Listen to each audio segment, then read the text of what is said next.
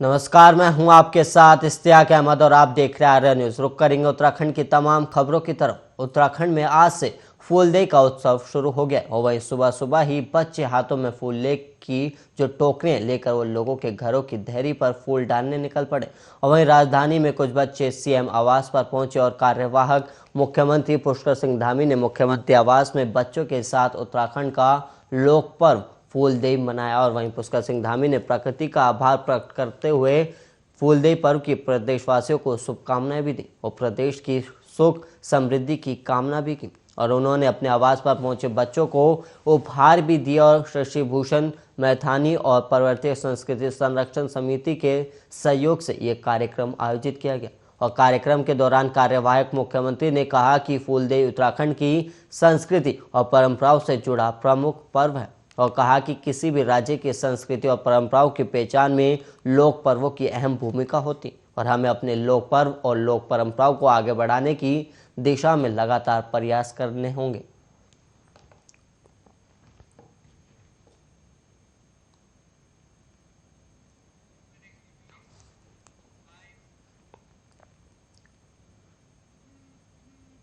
विधानसभा चुनाव के नतीजे घोषित होने के बाद उत्तराखंड की सियासत पर बीजेपी और कांग्रेस में कसरत जारी है और चुनाव में 2/3 बहुमत हासिल कर चुकी बीजेपी में जहां मुख्यमंत्री की कुर्सी को लेकर सियासी माहौल गरमाया हुआ, तो वहीं कांग्रेस में हार को लेकर कुनबे की कला सामने आने लगी और बहुमत के बाद भी मुख्यमंत्री की कुर्सी को लेकर बीजेपी में भागदौड़ जारी है। और मुख्यमंत्री को लेकर सियासी चर्चाओं के बीच रविवार को कार्यवाहक मुख्यमंत्री पुष्कर सिंह धामी के दिल्ली जाने की चर्चा थी, लेकिन वो देहरादून में भी रहे, जबकि बीजेपी के कई नेता दिल्ली में डटे।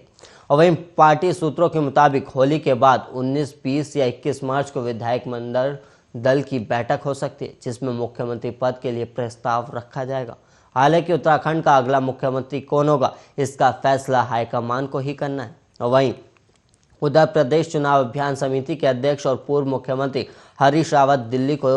रविवार को दिल्ली रवाना हुए, जहां पे वो कांग्रेस वर्किंग कमेटी की बैठक में शामिल हुआ और इस बैठक में प्रदेश प्रभारी देवेंद्र यादव भी मौजूद है, जिसमें उत्तराखंड में पार्टी की हार पर भी मंथन किया गया।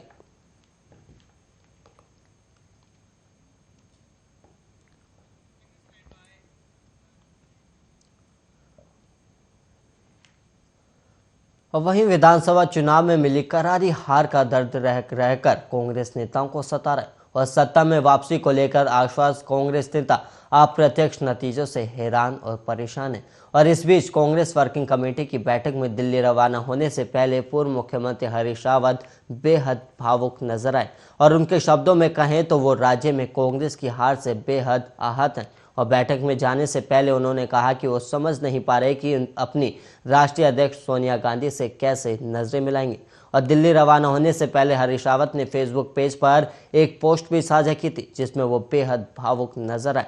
और उन्होंने लिखा कि दिल्ली की ओर जाने की कल्पना मात्र से उनके पांव और मन भारी हो रहा है और वो कैसे अपनी राष्ट्रीय अध्यक्ष सोनिया के चेहरे की तरफ देखेंगे। और उन्होंने राज्य में कांग्रेस की सत्ता वापसी को लेकर उन पर बहुत विश्वास किया था और देश के तमाम शीर्ष कांग्रेस जनों का भी उन पर बहुत विश्वास था, लेकिन वो ऐसा नहीं कर पाए। और वहीं हरीश ने कहा कि कहीं तो उनकी ही खामियां रही होंगी जो वो विश्वास को कायम नहीं रख पाए और अब वास्तविकता ये है कि हम हारे ही नहीं बल्कि हमारी हार कई और चिंताजनक संकेत भी दे रही। और हरीश ने कहा कि उनका भी मानना है कि देश के अंदर कोई दूसरी पार्टी ऐसी नहीं है जो पैन इंडिया स्वरूप ग्रहण करने में सक्षम और बीजेपी का सशक्त लोकतांत्रिक विकल्प प्रस्तुत कर सके। और टुकड़े टुकड़े में कुछ लोग कोशिश करें, मगर उनके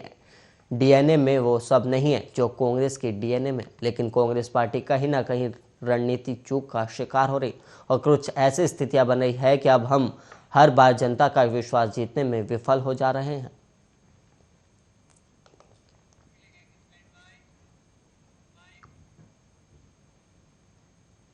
उत्तराखंड के 5वें विधानसभा चुनाव में विधायक बनने का ख्वाब लेकर मैदान में उतरे 44% से अधिक प्रत्याशी 500 वोट भी हासिल नहीं कर पाए और चुनाव लड़ने वाले 281 प्रत्याशी ऐसे हैं जिन्हें महज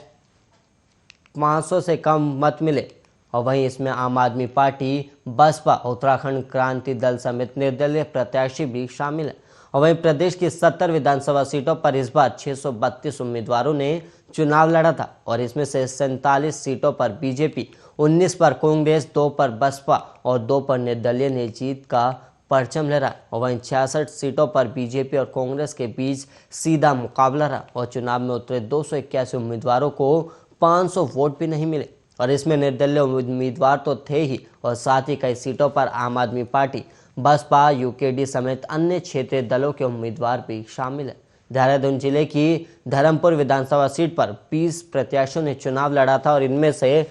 14 प्रत्याशियों को 500 से भी कम वोट मिले। और इसी तरह रायपुर सीट की बात की जाए तो रायपुर सीट पर 9 प्रत्याशियों का प्रदर्शन भी बेहद खराब रहा और प्रदेश की राजनीति में खुद को तीसरा विकल्प मान रही आम आदमी पार्टी ने पहली बार 70 सीटों पर चुनाव लड़ा था, लेकिन जिस रणनीति के साथ आप चुनावी रण में उतरी थी इसका असर नतीजों पर नहीं दिखा और आप प्रदेश में खाता तक नहीं खोल पाए। और वहीं 33 सीटों पर आपके उम्मीदवार 1000 मत भी हासिल नहीं कर पाए और पर्वतीय जिलों की सीटों पर आम आदमी का प्रदर्शन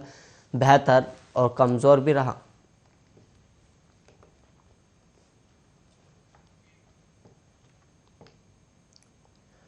और वहीं बढ़ेंगे अगली खबर की ओर, जहां पर गंगोली हाट से नवनिर्वाचित विधायक फकीर राम काफी सादगी के साथ रहते हैं और उनका बड़ा बेटा आज भी गाड़ियों के पंचर जोड़ने का काम करता है। और वहीं बेटे जगदीश का कहना है कि उसे अपने काम पर कभी शर्मिंदगी महसूस नहीं हुई और नवनिर्वाचित विधायक का परिवार हल्द्वानी के दमुआ डूंगा में रहता है और विधायक फकीर राम के 2 बेटे और 2 बेटियां हैं। और बड़े बेटे जगदीश राम ने बताया कि वो करीब 12 साल से पंचर बनाने का काम करते हैं और इसी से परिवार का खर्च भी चलाते हैं और परिवार चलाने की किसी से मदद नहीं मांगी और बताया कि उनका छोटा भाई वीरेंद्र राम फर्नीचर का काम करता है और मां बल्पा देवी गृहिणी और पिता राजनीति से जुड़े और पिता के चुनाव जीतने पर परिवार काफी खुश है। और वहीं बल्पा देवी ने बताया कि चुनाव जीतने के बाद पति एक दिन के लिए घर आए थे लेकिन फिर देहरादून चले गए और ये भी बताया कि वो एक हफ्ते बाद होली पर घर आएंगे और घर पर बधाई देने वाले शुभ चिंतकों का तांता लगा हुआ है। और विधायक के करीबी विक्टोरिया नंबर 1 निवासी विपिन शर्मा का कहना है कि फकीर राम ने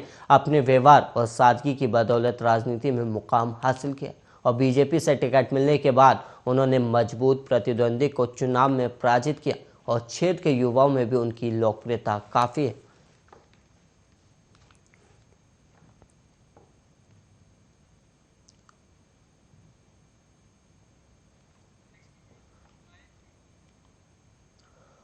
उत्तराखंड के खटीबा में होली को लेकर व्यवसायी अपनी दुकानों को सजाने संवारने में जुटे और वहीं कुछ व्यवसायी अपनी दुकानों को भव्य तरीके से सजाकर ग्राहकों का इंतजार करते हुए नजर आ रहे हैं। और वहीं आपको बता दें कि खटीमा नेपाल सीमा से लगा हुआ है, जिसके चलते समय समय पर होने वाली तीज त्योहारों में बाजारों में काफ़ी भीड़ भाड़ देखने को मिलती है, लेकिन इस बार बेतहाशा बढ़ती हुई महंगाई के कारण ग्राहक बाजार में आने से कतरा रहे और इसका खास कारण ये भी है कि चाइनीज सामान सस्ते दरों पर मिल जाया करते थे, लेकिन इस बार बाजार में चाइनीज सामान लगभग गायब है। और वहीं एक दुकानदार विपिन रस्तोगी ने बताया कि चाइनीज सामान इस बार बाजार में नहीं है और हम लोगों ने स्वदेशी सामान रखा है जो काफ़ी महंगा है, जिसकी वजह से कोई ग्राहक सामान खरीदने को तैयार नहीं है। और वहीं रंग गुलाल, पिचकारी और होली का सामान काफ़ी महंगा होने के कारण बाजार में काफ़ी सन्नाटा पसरा हुआ और हम लोगों का जमा पूंजी भी निकाल पाना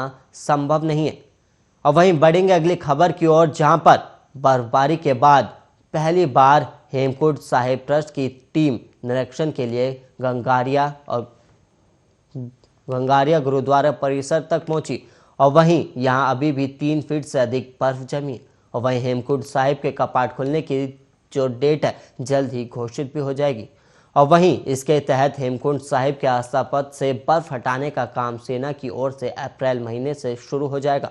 और इस साल हेमकुंड साहिब क्षेत्र में भारी बर्फ पड़ी है और वहीं जिसके चलते हेमकुंड साहिब ट्रस्ट की टीम अभी तक वहीं नहीं पहुंच पाई और शनिवार को ट्रस्ट की टीम वरिष्ठ प्रबंधक सेवा सिंह की अगुवाई में गंगारिया गुरुद्वारा परिसर तक पहुंची और वहां अभी भी 3 फीट से अधिक बर्फ जमी हुई है और टीम ने वहां हुए नुकसान का जायजा भी लिया और इस साल बर्फबारी के बाद पहली बार टीम घांगरिया तक पहुंची, लेकिन उससे ऊपर अभी भी भारी बर्फ जमी हुई है। और हेमकुंड ट्रस्ट के उपाध्यक्ष नरेंद्रजीत सिंह बिंद्रा ने बताया कि टीम घांगरिया तक गई थी और अभी भी वहां 3 फीट से अधिक बर्फ जमी हुई है और अप्रैल महीने से सेना की ओर से बर्फ हटाने का काम शुरू किया जाएगा और साथ ही जल्द हेमकुंड साहिब के कपाट खोलने की तिथि की घोषणा की जाएगी।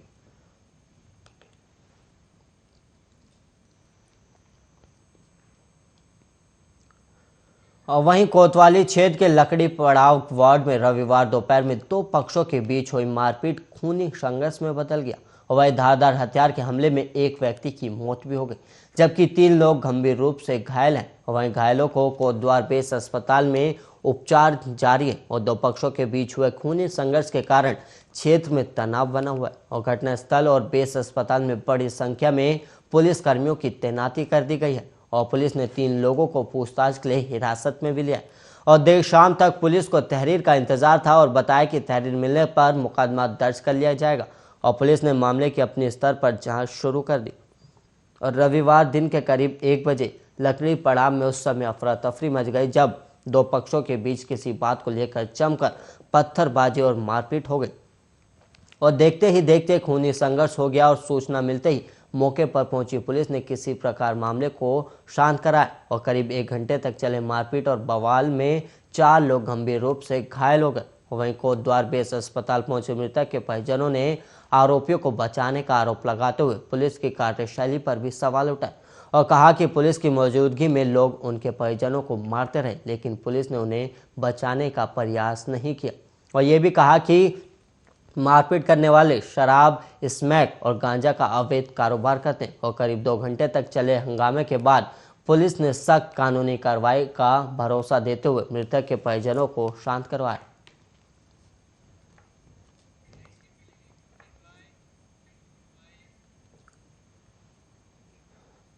वहीं मरीजों को अस्पताल ले जा रही एम्बुलेंस की एक कार से भिड़ंत हो गई और इस हादसे में मरीज ने मौके पर ही दम तोड़ दिया और वहीं एम्बुलेंस और कार चालक सहित 3 लोग घायल हो गए और सूचना मिलने पर मौके पर पहुंची पुलिस ने घायलों को अस्पताल में भर्ती कराया, जहां तीनों घायलों का अभी इलाज जारी है और वहीं गोड जगत सिंह के शव का पंचनामा भरने के बाद पोस्टमार्टम को लिए भेज दिया गया। वहीं कार्यवाहक कोतवाल नीतीश शर्मा ने बताया कि घायलों की हालत अभी स्थिर है और वहीं सोमवार को एक कंपनी में तैनात गार्ड जगजीत सिंह निवासी सीडियापुर लक्सर की ड्यूटी पर तबीयत खराब होने के बाद उन्हें एम्बुलेंस से अस्पताल ले जाया जा रहा था और इसी दौरान रानीपुर झाल के पास पहुंची एम्बुलेंस की दूसरी तरफ से आ रही एक कार से भिड़ंत होगी और वहीं एम्बुलेंस सड़क पर जा पलटी और इस हादसे में मरीज ने मौके पर ही दम तोड़ दिया और वहीं एम्बुलेंस चालक और गार्ड का साथी घायल हो गया, जिनका भूमानंद अस्पताल में अभी इलाज जारी है और कार का चालक भी घायल है और एम्बुलेंस चालक परमात्मा, दूसरा गार्ड सतवीर और कार का चालक गौतम निवासी आवास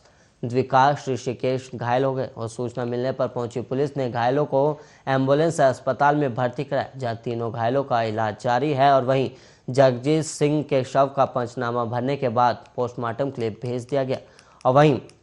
नीतीश शर्मा ने बताया कि घायलों की हालत अभी स्थिर बनी हुई है।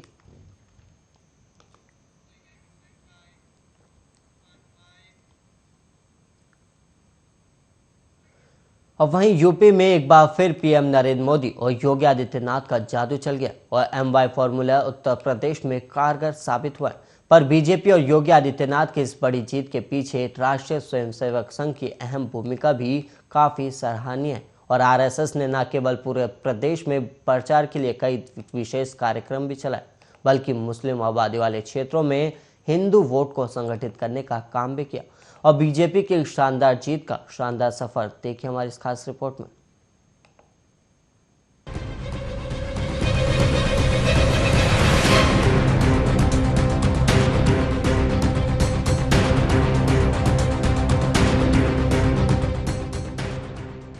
भारत में चुनाव किसी उत्सव से कम नहीं होते। सभी पार्टियां जोश और खरोश के साथ मैदान में नजर आती हैं और रैलियों में कई जुमले और तंज सुनने को मिलते हैं, पर मेहनत देखने लायक होती है। सियासी पहलू और जनता का रुझान ये तय करता है कि सत्ता किसके पास रहेगी। विधानसभा चुनाव 2022 में बीजेपी की बम्पर जीत के पीछे भी कई पहलू माने जा रहे हैं। आपको बता दें कि राष्ट्रीय स्वयंसेवक संघ ने जनवरी से ही सभी संगठनों को चुनाव की जिम्मेदारी सौंप दी थी।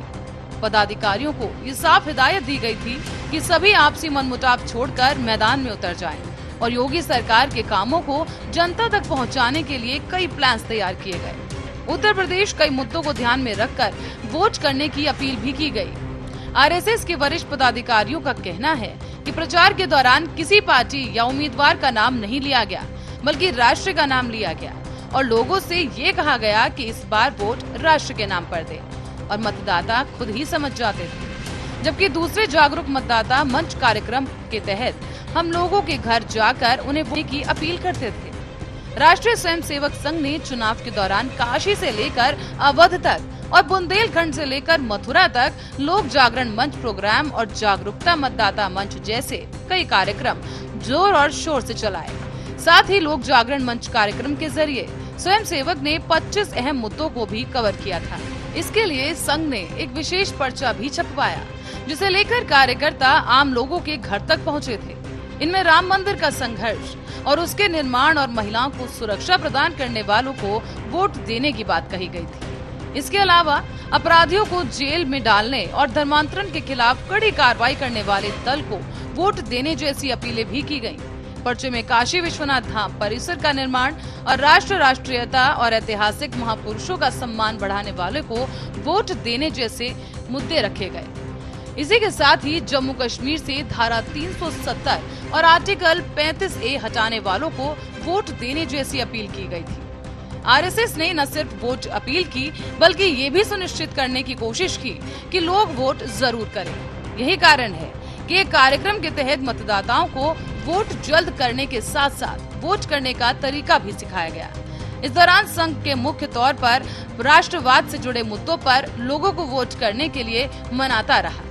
इस बार कोरोना काल और लोगों के लाइफस्टाइल को समझते हुए डिजिटल प्रचार पर भी विशेष जोर दिया गया और संघ ने 2022 के विधानसभा चुनावों में अपना डिजिटल प्रचार प्रसार बढ़ा दिया और उन लोगों के व्हाट्सएप नंबर एकत्रित किए गए जिसने संघ का लगातार मिलना जुलना होता रहा। व्हाट्सएप ग्रुप के माध्यम से संघ ने लोगों से विचार साझा किए। कार्यक्रमों और वेबिनार के माध्यम से लोगों को एक साथ जोड़ा गया। तो वहीं आरएसएस ने अपने प्रचार और सरकार के कामों को सोशल मीडिया के जरिए अन्य लोगों तक भी सक्रियता के साथ पहुंचाया। इसी प्रचार के दौरान उन विधानसभा क्षेत्रों पर भी ज्यादा ध्यान दिया गया जहां मुस्लिम आबादी 30% से अधिक है और हिंदू वोट संगठित है। राष्ट्रवाद को नैरेटिव बनाने के लिए समय समय पर अलग अलग शहरों में किसान, महिला और यूथ की संगोष्ठी का आयोजन भी किया जाता रहा। राष्ट्रीय विचार परिषद के बैनर तले एक दिन में कई बड़े बड़े सेमिनार और वेबिनार आयोजित किए गए। लेकिन गौरतलब है कि इस तरह के कार्यक्रमों के मंच पर भाजपा या उम्मीदवारों को नहीं बुलाया गया, न ही मंच पर उनके कोई बैनर या पोस्टर लगाए गए। तो वहीं संघ के सभी बड़े पदाधिकारियों ने जनवरी से ही यूपी में चुनाव की तैयारी करना शुरू कर दिया था। पदाधिकारियों के साथ बैठकर उन्हें चुनाव प्रचार का एजेंडा भी थमा दिया था। इसी दौरान संघ ने ये साफ कर दिया था कि बिना किसी मनमुटाव के सभी संगठनों के लोग अपने अपने क्षेत्रों से जुड़े लोगों के बीच सरकार की उपलब्धियां लेकर जाएं। विपक्षी दलों की ओर से फैलाए जा रहे भ्रम को दूर करने के साथ साथ राष्ट्रवाद को मजबूत करने के लिए भी लोगों से भाजपा को वोट करने की अपील करने को कहा गया। तो वहीं आपकी जानकारी के लिए ये भी बता दें कि आरएसएस ने अखिल भारतीय विद्यार्थी परिषद, विश्व हिंदू परिषद, हिंदू जागरण मंच, सेवा भारती, विद्या भारती, वनवासी कल्याण, शैक्षणिक महासंघ, संस्कार भारती, भारतीय किसान संघ, स्वदेशी जागरण मंच, दुर्गा वाहिनी, राष्ट्र सेविका समिति को फरवरी के बाद से ही बूथ स्तर तक सक्रिय कर दिया गया था। साथ ही दलित वर्ग को साधने के लिए समन्वयक बनाया गया था जो दलित बस्तियों में जा रहे थे। तो वहीं एबीवीपी की ओर से भी युवाओं के बीच अभियान चलाया गया। आपको बता दें कि आरएसएस 2024 और 25 में शताब्दी वर्ष मनाने जा रहा है और शताब्दी वर्ष में संघ ने उत्तर प्रदेश में ग्राम पंचायत तक संघ की शाखाओं का विस्तार करने समेत कई अन्य योजना बनाई है। देश में हिंदुओं की आस्था के प्रतीक अयोध्या, काशी, मथुरा समेत कई अन्य स्थानों से शताब्दी वर्ष का संदेश पूरी दुनिया में देने की योजना तैयार की है। जानकारों का मानना है कि 2022 का परिणाम 2024 के लोकसभा चुनाव की भी दिशा तय करेगा। संघ का शताब्दी वर्ष भव्यता के साथ मनाया जाएगा और इसी के लिए प्रदेश और देश में भाजपा की सरकार का होना आवश्यक है। Special report Arya news.